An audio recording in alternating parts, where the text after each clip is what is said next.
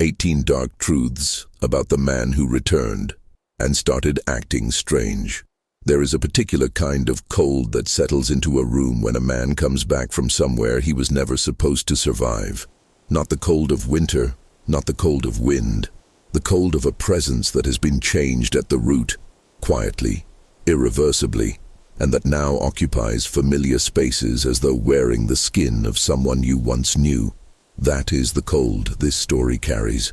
And it begins, as so many stories of this kind do, not with a scream, not with violence, but with the sound of a door opening on a Tuesday morning in the autumn of 1908. Wherever you are watching this right now, whatever room you are sitting in, whatever hour it shows on your clock, take a moment to notice the stillness around you. Leave a comment. Tell us where you are and what time it is where you're watching, because this kind of story is best understood in the quiet. The town of Harwick Crossing, Pennsylvania, no longer exists under that name. You will not find it on a modern map. What you will find, if you search the county archives in Allegheny, is a scattering of census records, a Methodist church register, and a series of inquest documents dated between 1908 and 1914 that collectively tell one of the most unsettling, most carefully suppressed stories of psychological deterioration in the early 20th century. A story about a man named Edmund Leroy Voss, a man who went into the mountains and did not come back for 11 days.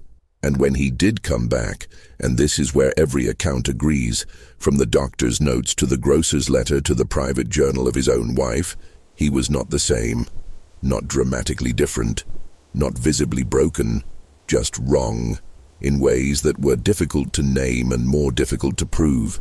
To understand what happened to Edmund Voss, you have to understand who he was before. Not the legend that formed around him afterward, not the whispered version that circulated through Harwick Crossing's church suppers and general store conversations, but the actual man. The one recorded in ledgers and letters and the dry, careful language of people who had known him for 31 years.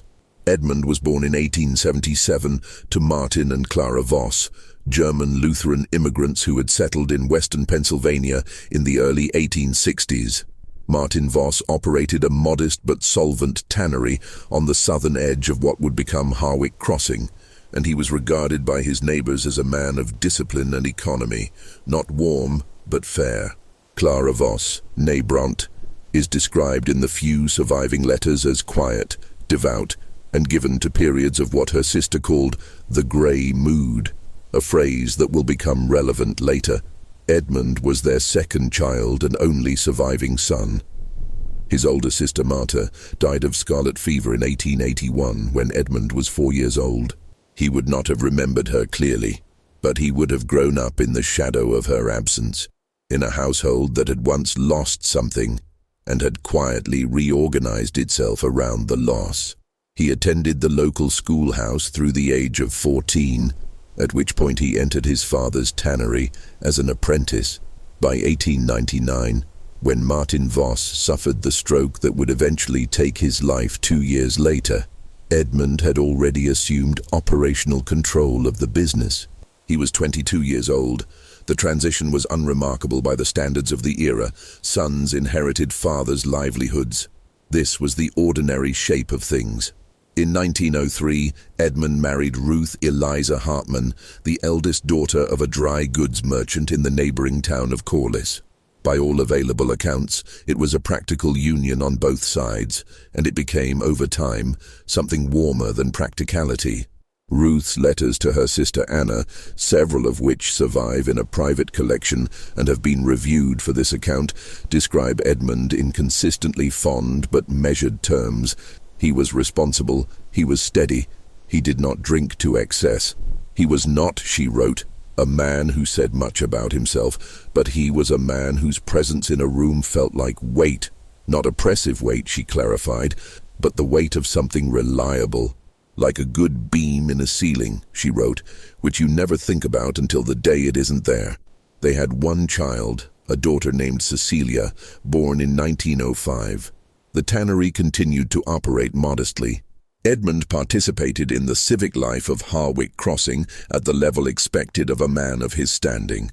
He attended church, served one term on the Township Road Committee, and was a member of the local Hunting and Sportsmen's Association, which is what connects him, in October of 1908, to the mountains that would change him forever. The fall hunting season in western Pennsylvania in the early 20th century was a serious cultural institution. It was not merely recreation. For men like Edmund Voss, it represented a yearly ritual of physical competence, masculine fraternity, and a kind of communion with a landscape that was rapidly being altered by industrialization. The forests of the Allegheny Plateau were still vast in 1908, but they were visibly diminishing. The timber companies had been working through them for decades. The railroad had opened corridors into territories that had once required a week of travel to reach.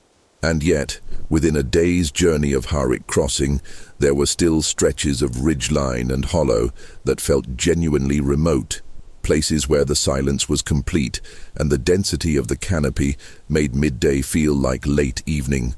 Edmund had made the autumn hunt every year since he was 16. He knew the terrain. He knew which ridges produced deer and which ones didn't, where the water ran clear, where the elevation made the temperature drop unexpectedly in the late afternoon. He was not a careless man in the wilderness. He was not reckless. Every man who had hunted with him over the years said the same thing when asked about this later. Edmund Voss was the last person you would expect something like this to happen to. He left Harwich Crossing on the morning of October 3rd, 1908. He was traveling with two other men from the Sportsmen's Association, a hardware merchant named Gerald Plath and a young schoolteacher named Thomas Breyer, who was 24 years old and on only his second or third serious hunting trip. The plan was straightforward. They would travel by wagon to the trailhead at Conifer Creek, spend 2 weeks in the high country, and return before the first hard frost.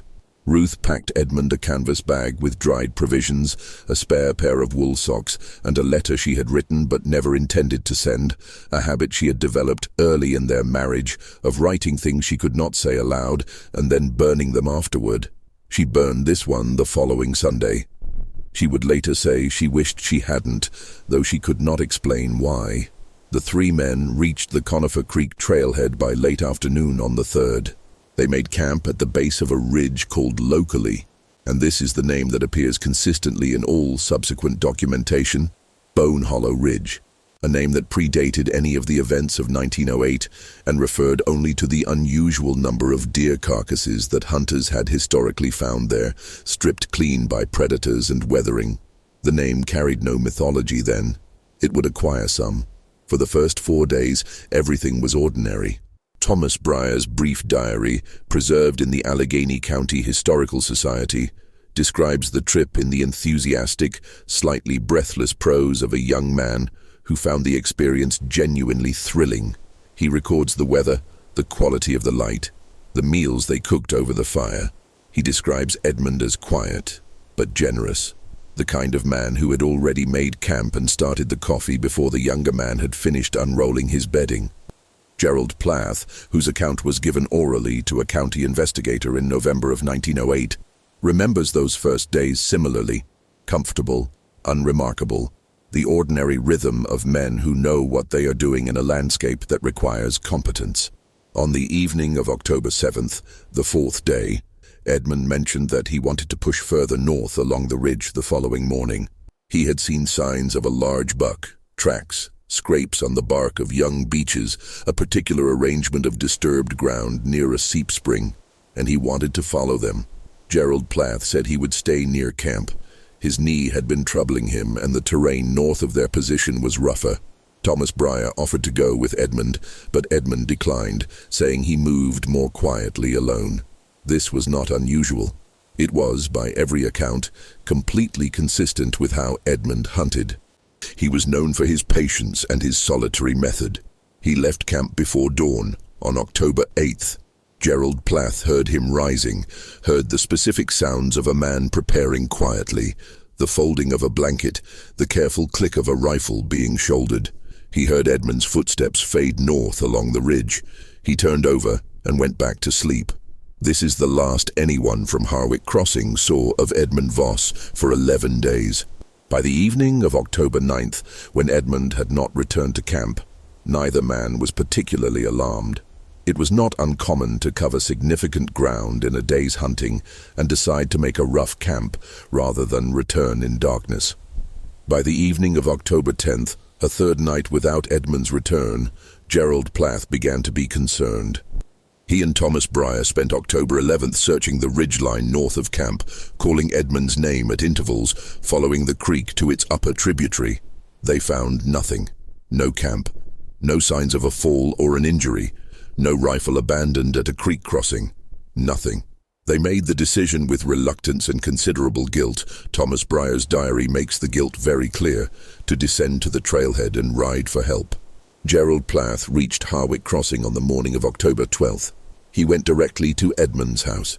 Ruth Voss, who had not yet been given any reason for concern, opened the door and saw the look on Gerald Plath's face before he said a word. A search party was organized within 48 hours. 12 men, including 2 with experience tracking in that specific range of hills, went into the area on October 14th. They searched for 5 days, covering the ridge system systematically, checking every hollow and creek bed, every natural shelter, every place a man might reasonably have gone. They found nothing. No body, no blood, no abandoned gear beyond a single wool glove. Edmund's glove, identified by Ruth from a specific repair she had made to the cuff, lying in a patch of fern, approximately 2 miles north of where the camp had been, near the upper branch of the creek. The glove was dry. It had not been there long. Beyond it, the trail went cold. The search was suspended on October 19th. The weather had turned. Snow was beginning on the higher elevations. The consensus, spoken carefully in Gerald Plath's presence, and more bluntly in private, was that Edmund Voss had met some misfortune in the back country. A fall, a sudden illness, perhaps disorientation in the fog that frequently rolled across the ridge in October mornings, and that he was, in all likelihood, dead. Ruth was not told this in those exact words, but she understood what the suspension of the search meant. She brought her daughter to her mother's house in Corliss and spent the week in a state that her mother described as calm in a way that was worse than crying. On the morning of October 19, 1908, the same morning the search party was preparing to descend for the last time, a farmer named Ezra Connell, who worked a small property at the very eastern margin of the search area, approximately 4 miles from the Conifer Creek trailhead, found a man sitting on his fence post at first light. The man was Edmund Voss. Ezra Connell did not know Edmund by sight, but he recognized that the man was in a state that required immediate attention. Edmund was sitting upright on the fence post, not leaning, sitting, with a rigidity that Connell described as unnatural, like a man who had been placed there. He was dressed in the same clothing he had left camp in 11 days earlier, which was now filthy, torn in several places, and soaked through from the overnight damp. His rifle was across his knees. His boots were on the wrong feet. This detail, the boots on the wrong feet, appears in Ezra Connell's account, in the doctor's initial examination notes, and in Ruth's own later letters. It is one of those small, specific details that lodges in the mind and refuses to leave. The boots on the wrong feet. Not a survival emergency, not a medical symptom, just wrong. As if done in darkness or done by someone who no longer knew or no longer cared which foot was which. Edmund was conscious. His eyes were open. He was breathing normally. His pulse, when Connell checked it with a farmer's rough competence, seemed regular. He was not shivering, though he should have been. The temperature had been below 40 degrees through the night. When Connell spoke to him, Edmund turned his head slowly and looked at him. He did not respond immediately. Then, after a pause that Connell estimated at roughly 30 seconds, a very long 30 seconds he specified, Edmund said, "Is it still Tuesday?" Not as a question. Connell was careful about this, not with the inflection of a question, as a statement seeking confirmation. "Is it still Tuesday?" And when Connell told him it was a Monday, Edmund nodded once, very slightly, and said nothing else for nearly 2 hours. Connell brought Edmund inside, gave him water and a place near the stove, sent his youngest boy on horseback to find the search party. Edmund sat in the chair near the stove and did not sleep, did not ask for food, did not ask about his wife or his daughter or Gerald Plath or any of the things a man who had been missing for 11 days might be expected to ask about. He sat and he looked at a fixed point on the wall, and he breathed, and he was, by every measure, present. But he was present in the way that a lamp is present in a room after the flame has been taken out of it. The shape was right. The function was missing. The doctor who examined Edmund that afternoon was a man named Dr. Henry Calvert, who practiced general medicine in Corliss and had some familiarity with cases of what was then broadly termed nervous prostration or exposure shock. His examination notes, which survive in the county medical records, are precise and somewhat unusual for a country physician of that era, in that they record not only Edmund's physical condition, but also his behavioral presentation in some detail. Dr. Calvert found no significant physical injuries, minor abrasions on the hands and forearms consistent with moving through dense brush, a cut above the left eyebrow, healed to a scab that he estimated was several days old. No signs of frostbite despite the temperatures, no signs of illness. His core body temperature was, inexplicably, within normal range, given the conditions of the previous night. His weight had decreased. Calvert estimated roughly 10 to 12 pounds, but this was consistent with a period of minimal food intake. He was dehydrated, but not critically so. What Calvert spent the most time recording was Edmund's affect, his word used consistently across several entries over the following weeks. Affect. Edmund answered questions when asked, but he answered them after pauses that Calvert found clinically notable. 3, 5, sometimes 10 seconds of silence before a response, as if each question required translation from a language Edmund had temporarily forgotten how to process. His answers, when they came, were grammatically correct and coherent. He knew his name, the year, the president's name, the name of his wife and daughter. He did not display confusion about facts. What he displayed was something more difficult to categorize, a flatness, an absence of appropriate emotional coloring. When he was told that Ruth had been informed he was found, that she was on her way, there was no visible relief, no change in expression. He simply said, "She will want to know about the glove." Not, "Thank God, I'm so glad. How is she? Is Cecilia all right?" "She will want to know about the glove." Calvert recorded this and underlined it twice. The glove that had been found 2 miles north of camp. Edmund knew it had been found.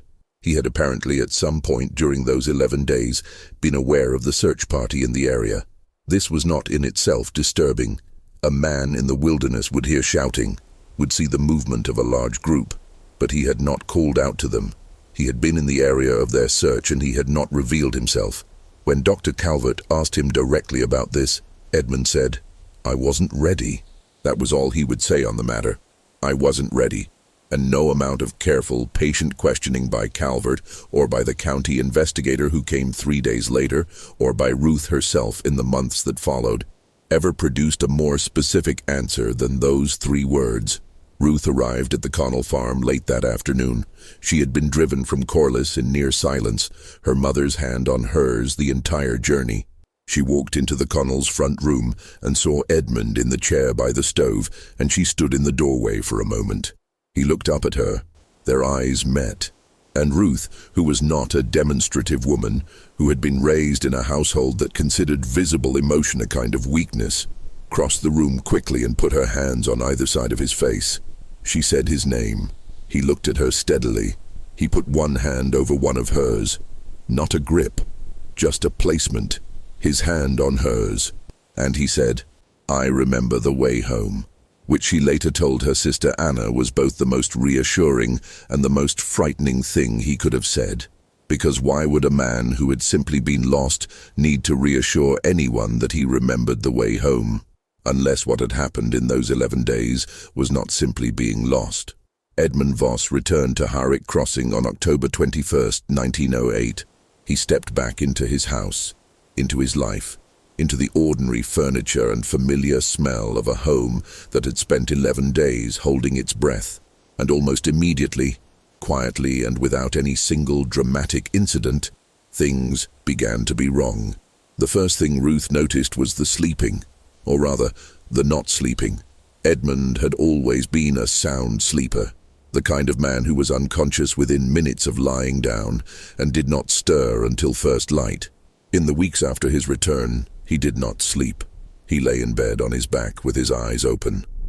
Ruth would wake at 2 in the morning and find him staring at the ceiling with the attentiveness of a man reading a document of great importance. When she asked if he was all right, he said yes. When she asked if he could not sleep, he said he was resting. When she pressed further, he would turn his head toward her in the dark and look at her for a moment with an expression she could not read. Then he would say, "Go back to sleep, Ruth."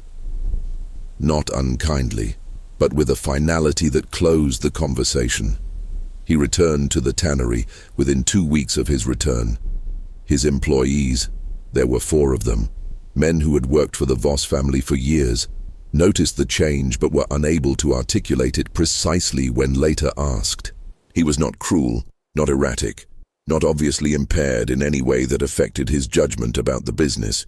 He made correct decisions. He gave coherent instructions. He remembered obligations and met them. But he had become, they said in various ways, very still. He used to walk the floor of the tannery at a particular pace, back and forth, checking the vats, checking the quality of the hides, pausing to speak to each man in turn. Now he stood in one place and watched, for long periods, just watched. One of the workers, a man named Simon Kurtz, who had known Edmund since childhood, told the county investigator that he found this more disturbing than anything else. Not that Edmund was doing anything wrong, that he had stopped doing the thing that had always meant everything was right. He stopped going to church after the first 3 weeks. This was noted. In a community like Harwick Crossing in 1908, church attendance was not optional, not in a social sense.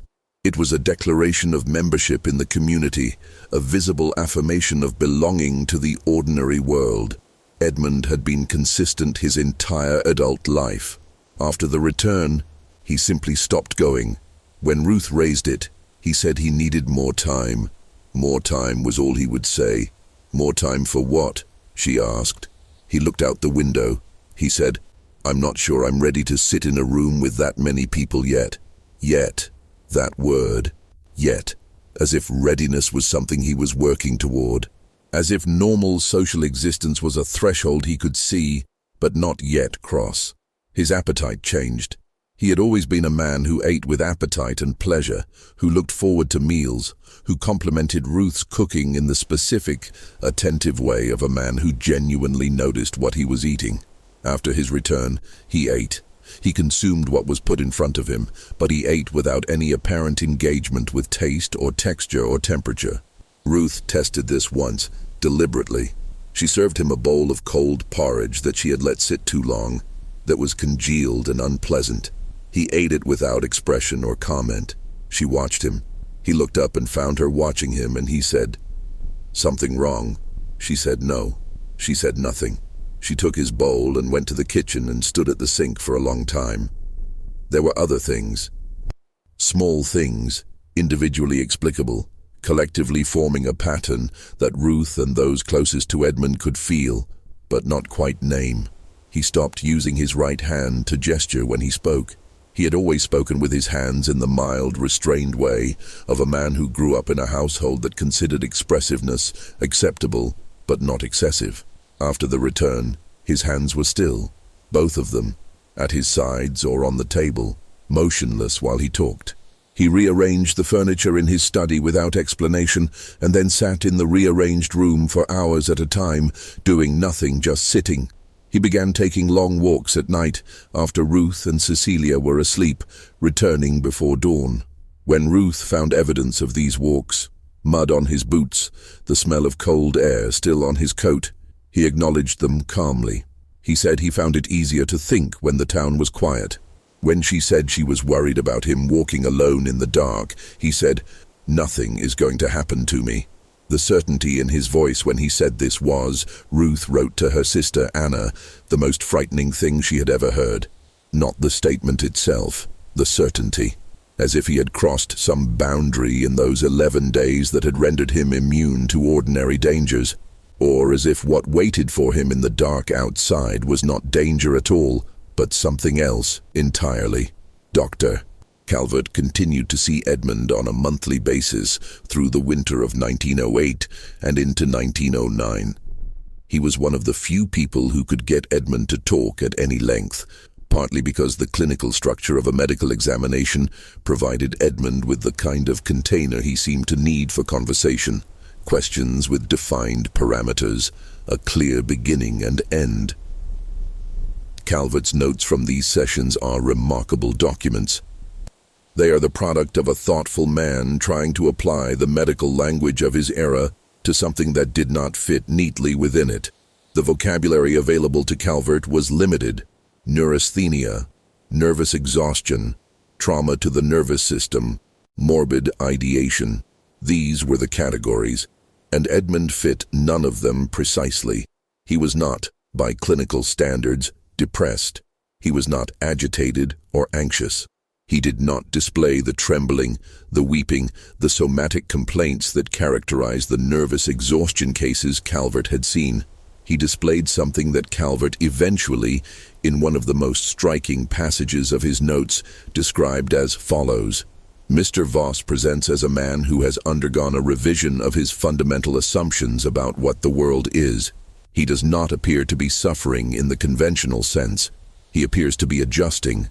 The disturbance in his affect and behavior reads less as damage than as accommodation, as if he has encountered something that has required him to reorganize himself around it, and the reorganization is ongoing. Calvert wrote this in February of 1909, 4 months after Edmund's return. He did not share this interpretation with Ruth, who he judged was already carrying enough. He did not share it with the county investigator, who had long since closed his inquiry. He kept it in his private notes, in a section he labeled with Edmund's name and the single word, question, because Calvert had been trying, from the beginning, to understand what had actually happened in those 11 days on the ridge, and Edmund had told him almost nothing.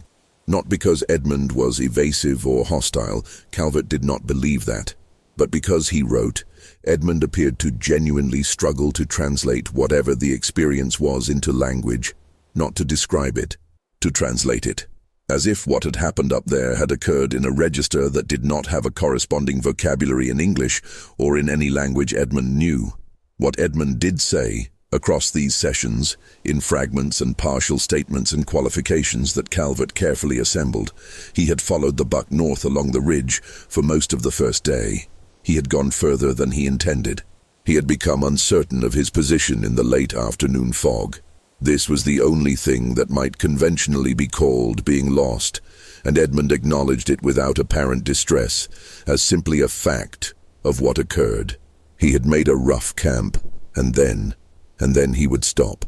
He would look at a point on the wall, or at his own hands, and then, Calvert once said, and Edmund said, and then something happened that I am not able to put in words that would make sense to you. Not, something happened that I don't want to talk about. Not, something happened that I am afraid to say. Something happened that I am not able to put in words that would make sense to you. The distinction is significant. Calvert pressed, gently and over many sessions, for anything Edmund could offer. He got, eventually, 3 specific things. First, that whatever the experience was, it had not involved physical injury or illness, at least not as Edmund understood those things. Second, that Edmund had, during the period of his absence, been consistently aware of where he was in relation to Harwick Crossing. He had known the direction home throughout, and that his delay in returning was, as he had said to Calvert at the Connell farm, a matter of not being ready. Third, and most obliquely, Edmund once said, the hardest part was remembering that things here, the stove, the fence post, the road, were the real things, because out there they stop feeling like that. It takes time to come back, and if you come back before the time is right, you bring the other feeling with you. Calvert recorded this verbatim. He put 3 lines under it. He wrote in the margin, which feeling? He never got an answer to that. The town of Harwich Crossing, in the meantime, was doing what small towns do with events they cannot explain. It was generating theories. The first and most persistent theory was the most conventional, that Edmund had suffered some kind of mental breakdown as a result of exposure and isolation, that the strange behavior was simply the residue of a severe psychological episode that time and rest would eventually correct. This was the theory that most of the town's respectable citizens endorsed because it was the most manageable. It fit within the available vocabulary.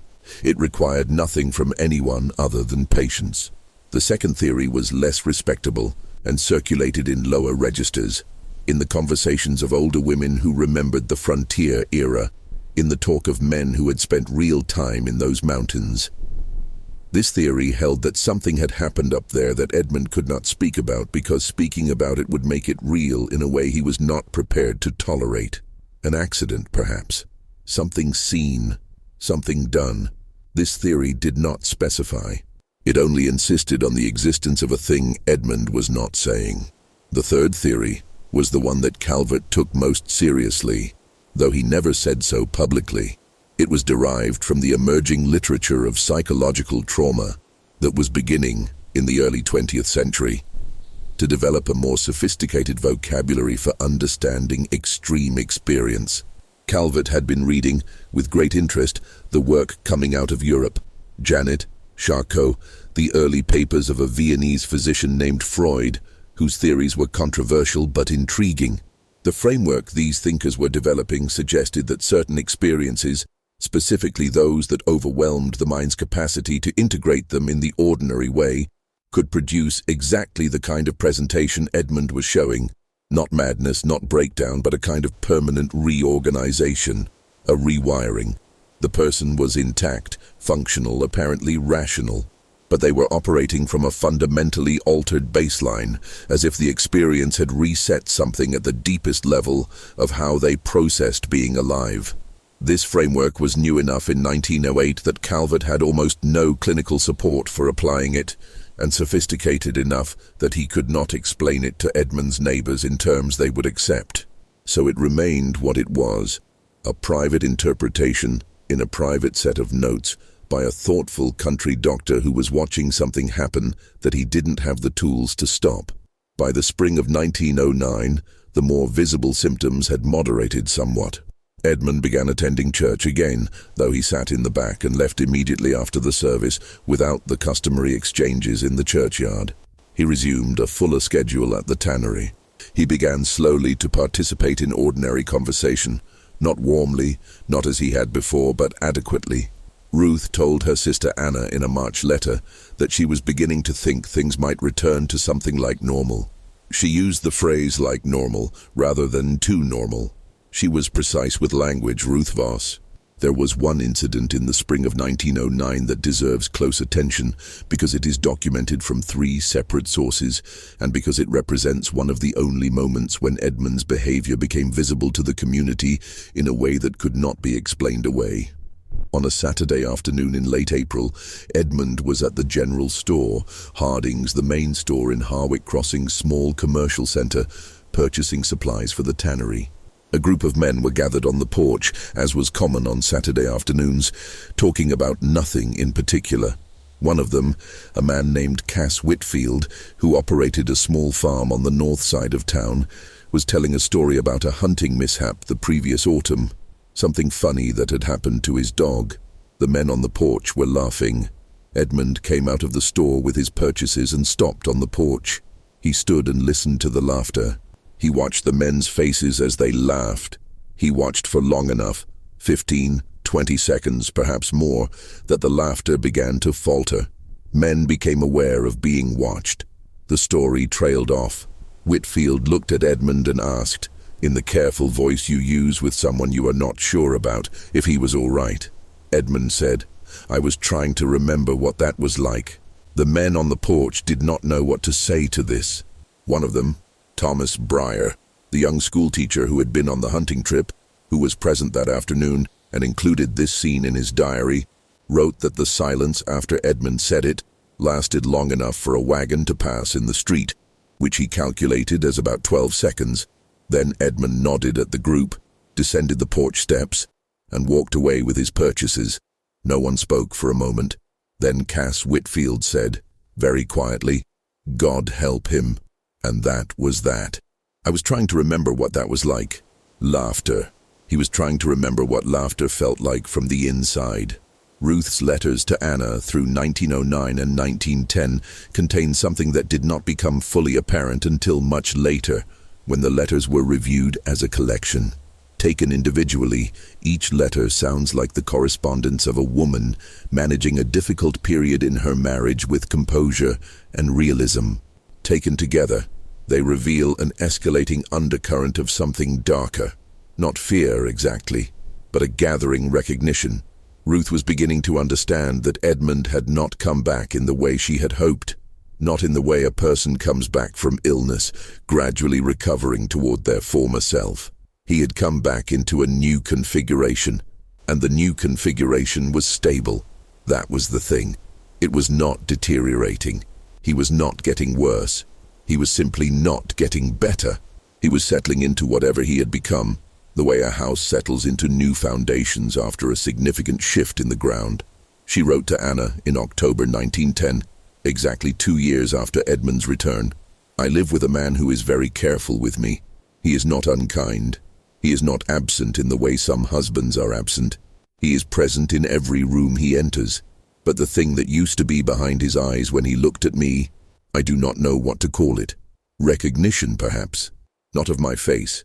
He has always known my face. Recognition of the fact that I am here, that I am real. Sometimes I think he has to remind himself of that, and that the reminding is work. I do not know what I am to him now, but I know I am not what I was." She burned this letter. We know its contents because Anna, who was an instinctive archivist, had developed the habit of copying out passages from Ruth's letters into her own diary before they could be burned. Anna's diary, which eventually passed to a great-niece who donated it to a local historical society, is the source of this passage and several others. In 1911, 3 years after the return, something new emerged. Something that reframes everything that came before it, and that was suppressed. The word is accurate, not dramatic. By the Voss family, by Dr. Calvert, and by the county record system for reasons that will become clear. Edmund Voss began visiting the county archive, specifically the survey records, the old land survey records from the 1860s and 1870s, the period of early settlement in the Allegheny Plateau region. He came in on Saturday mornings, a time when the archive room was generally unattended, and he spent several hours reviewing these documents. The county clerk, a methodical man named Arnold Fleece, noticed after a few weeks that certain of the survey folios were being returned to incorrect positions on the shelf, not randomly, but as if they had been studied and then replaced by someone who was using a different organizational logic than the archive's own. He started paying closer attention. He found that Edmund was specifically and consistently pulling surveys of the area north of Conifer Creek, the exact area where the hunting trip had taken place. Fleece mentioned this to Dr. Calvert, who was a friend of his. Calvert went to see Edmund. Edmund acknowledged the archive visits without embarrassment. He said he was trying to understand the topography better. When Calvert said this seemed an unusual way to spend a Saturday morning, 3 years after the fact, Edmund looked at him with the steady, unreadable regard that had become his habitual expression and said, "There was something up there that the survey maps might explain. If it was the right kind of thing." Calvert asked what kind of thing. Edmund was quiet for a long time, then he said, "There is a place north of where we camped, a hollow between 2 ridges. It does not appear on the surveys from the 1870s. There was a survey team that went through that area in 1871, and then again in 1874, and the first time they mapped the hollow.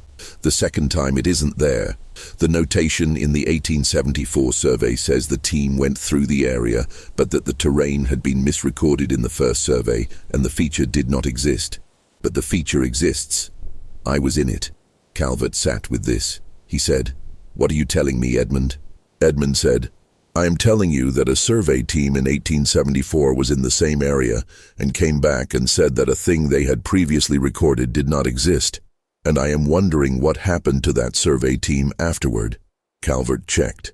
He used his position and his social connections to make discreet inquiries through the County Historical Society.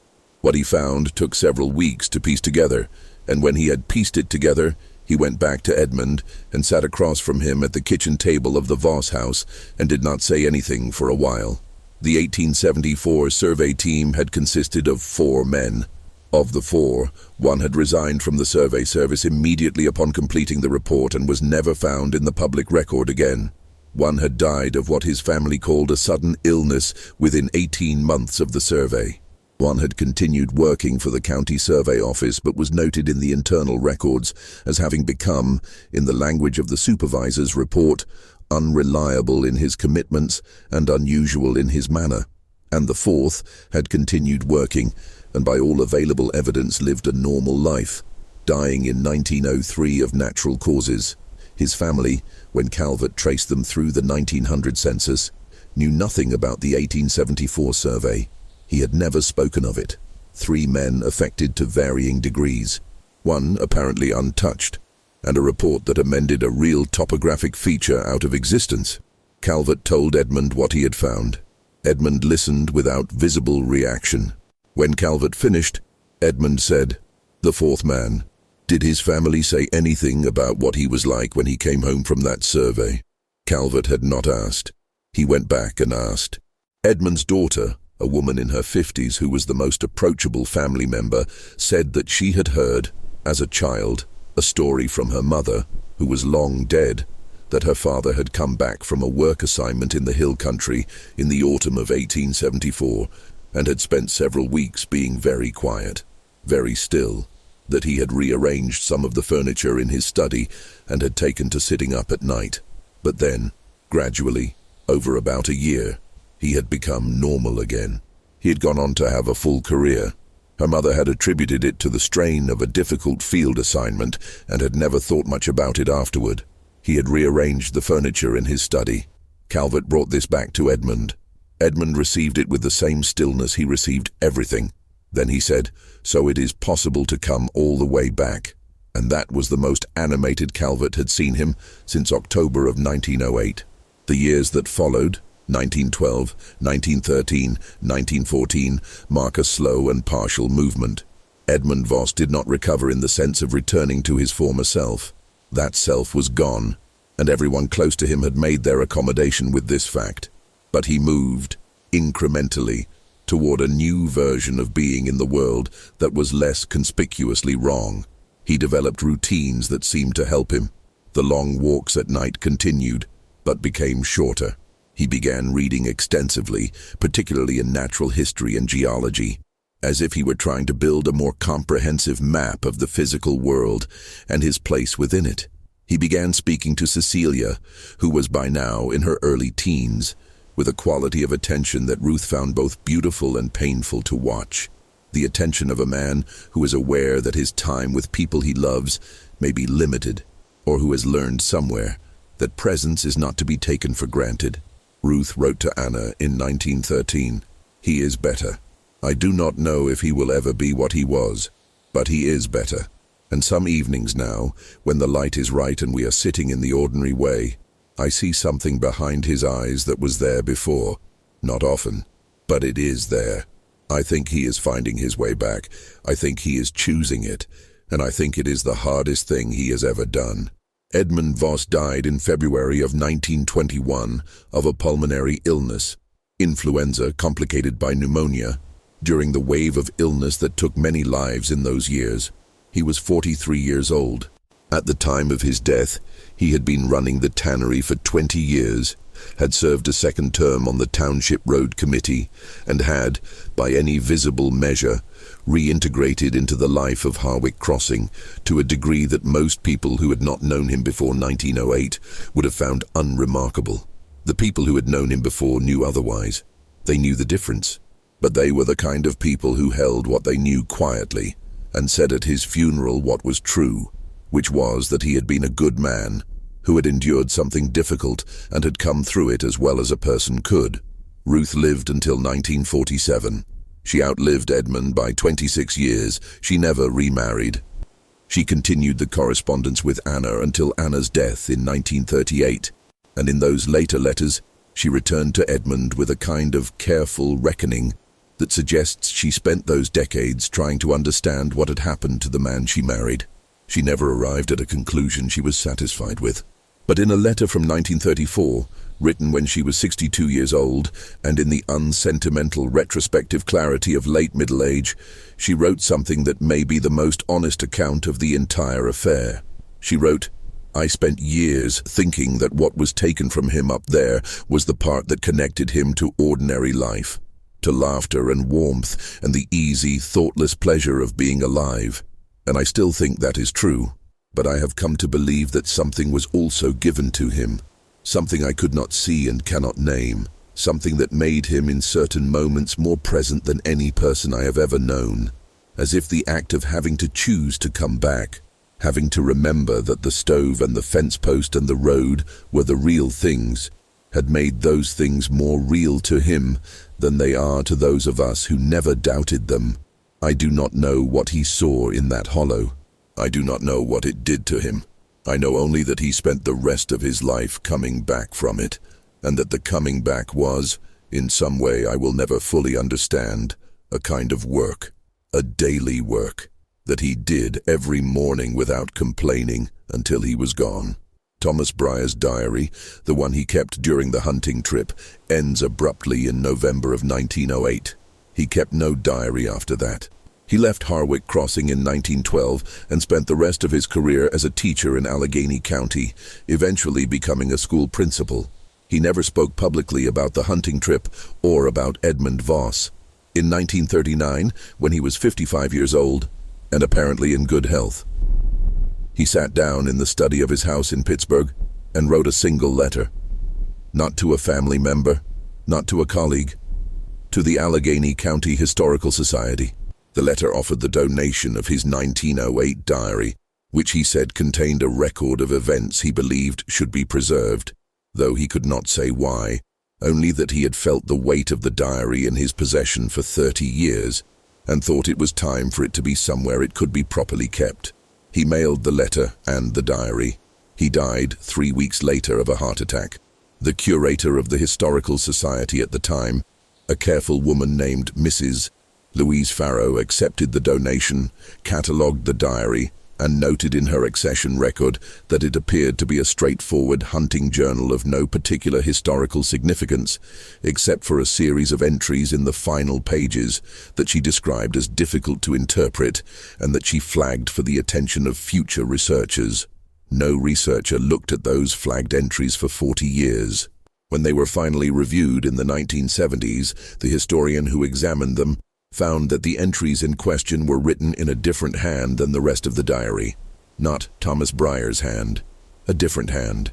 Careful, deliberate, and covering approximately 6 pages at the back of the diary. There was no signature. There was no date within the entries themselves, though the diary's physical position in the chronology suggested the pages had been added sometime in 1908, after the hunting trip. The entries described, in fragmented but coherent language, an experience of being in a place that the writer found impossible to explain to anyone who had not been there. They described a quality of silence unlike ordinary silence, a quality of stillness that was not the stillness of an empty place, but the stillness of a place that was, in some way the writer could not specify, full. They described a feeling that the writer had initially understood as fear and had later come to understand as something else, recognition perhaps. The feeling of having walked into a room and finding that the room knew you were there. The historian who read these pages compared the handwriting to samples in the county archive and concluded, after some research, that the handwriting was Edmund Voss's. Edmund had written in Thomas Brier's diary, sometime during or after the trip. 6 pages in the back of a diary he would have had no access to after October 8th, unless he had been near camp at some point during his absence, near enough to open a man's bag and write in his diary and replace it without anyone knowing, or unless Thomas Brier, at some point in the months that followed, had given Edmund the diary and asked him to write what he could. We do not know. Brier never said. Edmund never said. Ruth, If she knew, did not write about it. What the entries end with, on the last of the 6 pages, is a single sentence. Not a conclusion, not a summary, not an explanation. A single sentence that has no period after it, as if the thought continued somewhere the page could not follow. The sentence reads, "The thing I am most afraid of is not that I will forget what I found up there. It is that I will remember it so clearly that everything down here will stop being enough." Edmund Voss came home. He settled back into his life. He ran his tannery, raised his daughter, sat in the back of a church he could not quite bring himself to believe in anymore, and walked the dark streets of a small town in the mountains of Pennsylvania, night after night, choosing the stove and the fence post and the road, choosing them deliberately over whatever the other feeling was. Doing the work of coming back. We know he came back. We can read the evidence of his reintegration, his partial healing, his patient effort across more than a decade to narrow the distance between who he had been and who he had become. We have Ruth's testimony to the reality of that effort and to its partial success.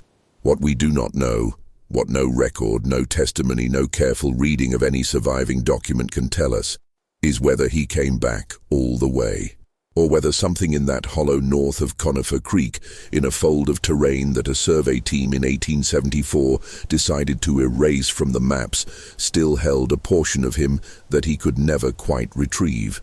That is the question that remains, not dramatic, not answered by screams or visions or the vocabulary of the supernatural, just a man coming home, and the distance between the man who left and the man who returned being, ever so slightly, too large to fully close.